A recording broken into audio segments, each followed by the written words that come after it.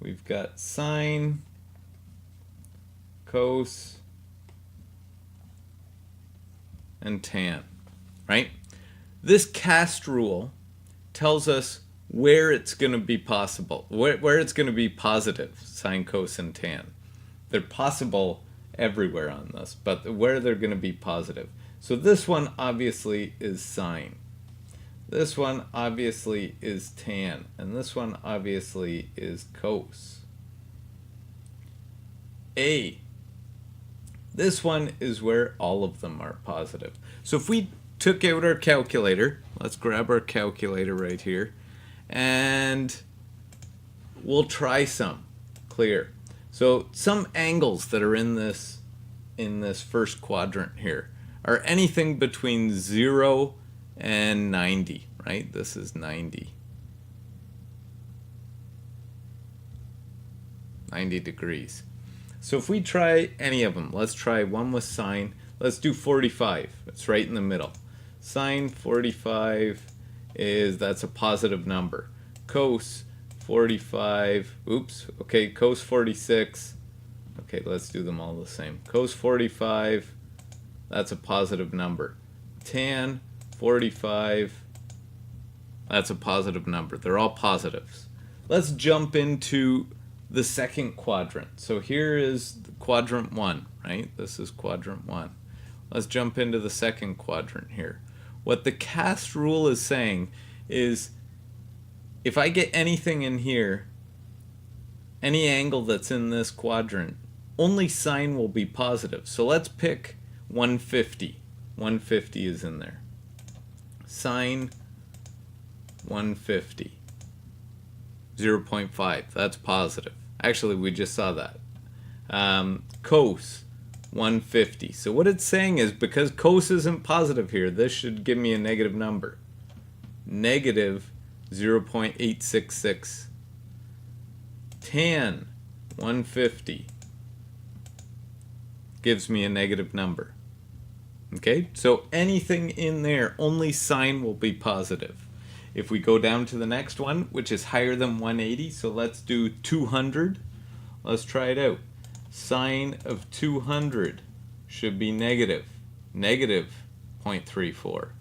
Cos of 200, negative 9.3. Tan, this one should be positive. Let's see, 200, positive. Okay, and in the last quadrant, let's use 300. Sine 300, that's a negative number. Cos 300, that's a positive number, which is good. Kind of was getting bored and forgot what I was thinking of, but it says cos should be positive there. And tan should be negative. So tan 300, we get a negative. So in quadrant 3, only tan. In quadrant 4, only cos. Ooh, there's a little thing here. Maybe we'll do that in class, and we'll try each of those. But essentially, it's just going to show what I've just shown you here. Without using a calculator, determine if the following are positive or negative. And again, what I would do if I were trying to do this, it's not asking what the answer is. So I don't need that anymore. All I need is to go like this. C, A, oops, A, S, T. And I might even draw a little picture when I do this. If I think about it, 170 is not 180. So we're in here. This is going to be negative. The reason why I said it's going to be negative is because it's cos 170. 170 is somewhere over here. Somewhere over there, only sine is positive. Let's do this one. 270 is down. So this one is going to be somewhere down here. It's past 180, but not past 270. This one, if I look, only tan is positive. So this one's going to be negative. That's all these ones are. Tan 95. 95 is past 90. It's in here where only sine is positive. So this one, because it says tan, is going to be negative. Let's see if any of these are positive. Oh, here's 270, so 290 is somewhere in here. This one is cos. That is where cos is positive. So this one's going to be positive. There we go. And here, this one's got a negative angle. So 180, past 180, it's 190, somewhere in here. Sine is positive here. So this angle here, this one is going to be also positive.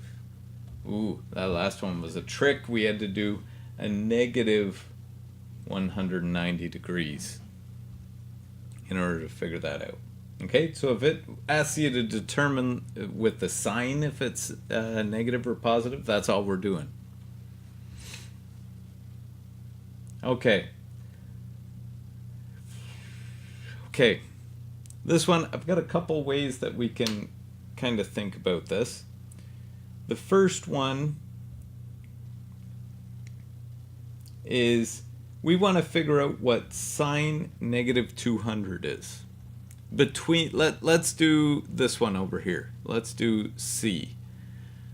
Because I've already got sine on here. So let me call sine up. Okay. What it's saying here is, so we want to calculate, we can figure this out. If we wanted to figure out what this is between 0 and 360, we got to first figure out what sine of negative 200 is. Or we could figure out what negative 200 is. So let's do that first. So if I look at, let me just find the mouse here. Negative 200, we start here, we're going this way, here's 180, we're going to be up here in the 200s. It says here find the angle. So we want to find what angles allow this to be equal. So negative 200 is here. Okay? If we find the primary angle, let's write our cast stuff. C A S T. We do 200 minus 360. That means 160 is one of my angles. So theta equals 160 degrees. Now there's another angle in here. Because sine is positive here, right? CAS, and we're dealing with sine. Sine is positive here. So if I figure out this related acute angle, which is 20, because here's 180 degrees, so here's 20 degrees, it can be 160 or it can be 20 degrees. Now, I'll show you why. I'm going to open my calculator too. I'm going to have a whole bunch of stuff going on here.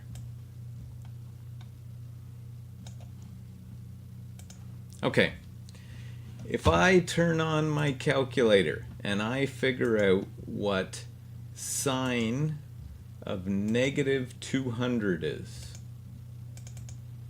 we know it should be positive, right? So let's push enter. It's a positive number. It's 0.342. 0.342. So I'm going to hide this just for a second. Remember that number, 0.342. What I'm going to do, where can I put this? What I'm going to do is I'm going to look on my graph here. Instead of 0.5, I'm going to put 0.342. Okay, it's rounded, but it's pretty close. Now, if I look, this is my sine curve. This is why I picked to do this one first, is because I'm looking at my sine curve. If I look, this one says 19.99999 because I rounded, it's not perfect. and over here at 160.0001. This sine curve has 2 points that are at this 0.32 in between 0 and 360, and 360 is where it repeats, which is why people always ask between 0 and 360, because that's 1 period's worth. So the reason why these related, we're going to look for both answers, is because for next unit, these are where it is equal to that value. Okay? So some of these other ones, C is probably the trickier one because we got to come up with 2 answers. Some of the other ones, the first answer is already there.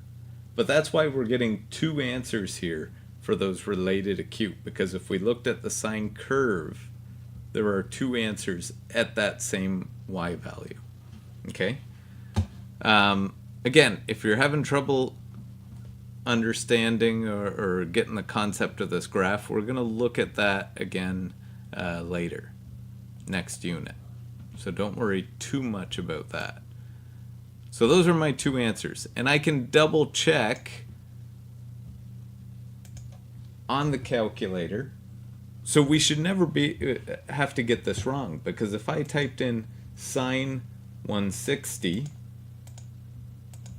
I get the same answer. If I type in sine 20, I get the same answer. I can double check that I'm getting the same answer and I'm getting these things right. So let's try one of these other ones here. Okay, tan 130. Okay, let's draw 130. Now, first of all, this one, it gives us one of the answers. Theta is 130. Right? If I put a 130 here, tan 130 is equal to tan 130. So it's telling me one of the answers. I know one of the answers is 130. Let's see if we can figure out the other one. So 130 and, let's draw 130. 130 comes like this. It's not 180. It's bigger than 90. So this is 130. Oops, 130.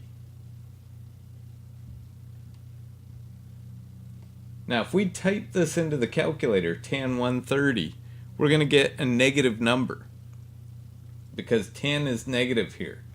So we need to figure out, if we grab this, 180 minus 130 is 50 degrees. We can't say 50 degrees is our other one, because let's look. If we did tan 130 equals, we get negative 1.9. If we typed in tan 50, it looks almost right. We get 1.9, but it's not negative. So if we look at our axis here, where is tan negative? Where else is it negative? It's negative here, where we already have it, but the 50 degrees will also be negative here. So if we went all the way around to here, so 360 minus 50, so 310, that's where it's also going to be negative. We can double check that. Let's go to our calculator. So I know if I got it wrong, I'll have to figure out and recalculate something. But I'm pretty sure I got it right. So let's check out tan 310, negative 1.19. There we go. There's our 2. Okay, if we looked at the graph of tan, now the graph of tan is a little bit weird. It's got these weird squiggly lines. We'd see, and we graphed a horizontal line through negative 1.19, we would see that those would be the 2 points that it crosses through. Okay, we can do the same thing for the last one here. The first one, again, is given to us. When is cos, what should theta be for it to be equal to cos 250? Well, obviously, if theta is 250, it's going to equal cos 250. And 250 is between 0 and 360. So that one just gives us our first one. So let's try and figure out the second one here. I'm going to draw this stuff. 250 is somewhere down here, so it comes all the way around to here. That's 250 degrees. The related acute angle is in here, so 180 minus, or 250 minus 180. I'm going to do that on here quick just so I don't mess it up while I'm teaching it. 70. So I didn't quite draw this perfectly accurate, but that's okay. Now, if we typed in cos 250, it should be negative. Cos 250. That's negative because it's not in the cos or the all quadrant. So where else is cos negative? Cos is also negative up here. Cos is positive here and here. So if I draw, and it's going to get a little bit messy here, 70 degrees here, that related acute angle up here, then I do 180 minus that 70, so 110. I'm going to check. That should give me the exact same answer as cos 250. So cos 110 equals, there we go. We found our second one.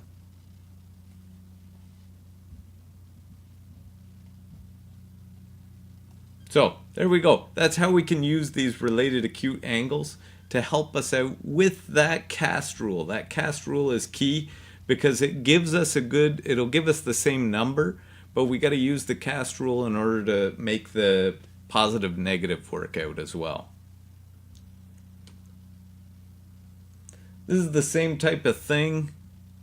The only thing is it's hiding the other one. So let me do the first one of this. I'll do one of these ones as well, and then we can, I think this is the end, so then we'll continue from here. We want to find the two angles that we can sub in that'll give 0.5.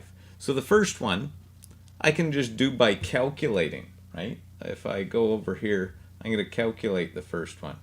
Cos theta equals 0.5. I don't like this word cos by my theta because I want to know what theta is. So I'm going to do theta equals cos inverse of 0.5. So the first one, if I do second cos 0.5, that one's 60. 60 degrees. Somewhere in here is 60 degrees. And it would be positive. Well, 0.5 is positive. So C, A, S, T. So cos is also positive down here. So if I put 60 degrees down here and figure out what that primary angle is, that'd be 360 minus 60, which is 300. So I'm going to put 300. And now I can double check. If I'm not sure, I'm going to go cos 300. It should give me 0.5 also. There we go. We got it. So same as the last question, just it's hiding, it's not giving us the first angle this time. Okay? We can try some of those too. That's it. I think that's it before we get into looking at the curves of these periodic functions.